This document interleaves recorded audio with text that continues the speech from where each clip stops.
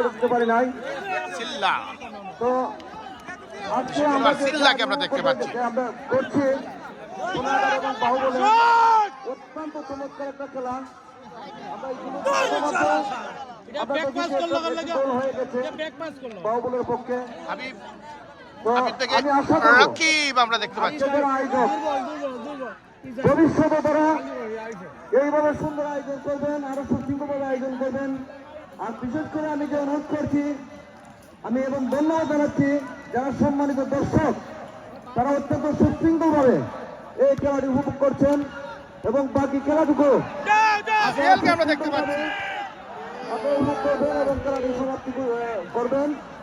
আর আমি পরিশেষে যে কথাটি বলতে চাই, ফুটবল বাংলাদেশের একটি ঐতিহ্যবাহী খেলা, যে খেলায় আবাল বৃদ্ধ বনিতা আবার রাকিবকে আমরা দেখতে পাচ্ছি। আমরা বিগত দিনে আমরা দেখেছি বাংলাদেশ ফুটবল ফেডারেশনের যে অবস্থা, আমরা দেখতে পাচ্ছি এই ঐতিহ্য বাংলাদেশ কিন্তু হারিয়ে ফেলেছে। আমি আজকে এখান থেকে বলতে চাই, বর্তমান এবং ভবিষ্যতে ফুটবল খেলায় কোনো যাতে বৈষম্য না থাকে, অতীত ঐতিহ্যটাতে আবার ফিরে আসে, সেই আশা প্রত্যাশা রেখে বাংলাদেশ জিন্দাবাদ। আসসালামু আলাইকুম।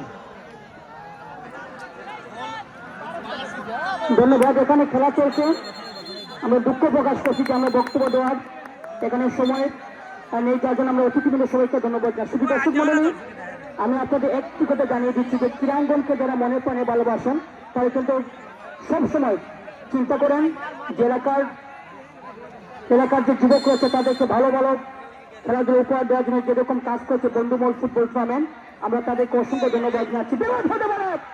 চমৎকার আক্রমণ করেছিল সাপালিয়া স্পোর্টিং ক্লাব সোনারুঘাট, একটি গোলে এগিয়ে রয়েছে বাহুবল সিএনজি কল্যাণ সমিতি। চ্যাম্পিয়ন পুরস্কার রয়েছে গোল দেওয়ার জন্য আহ্বান জানাচ্ছি মোটর সাইকেল, যেটা পুরস্কার দিয়েছে আমাদের বন্ধুমহল আয়োজক কমিটি।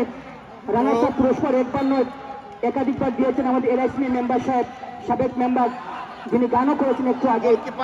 ওনার গান ভালো গান, কিন্তু গানের তাল বেতাল ছাড়া গান, মানে তালে ঠিক বেতাল মানে মাঝে মধ্যে মানে তিরিং বিরিং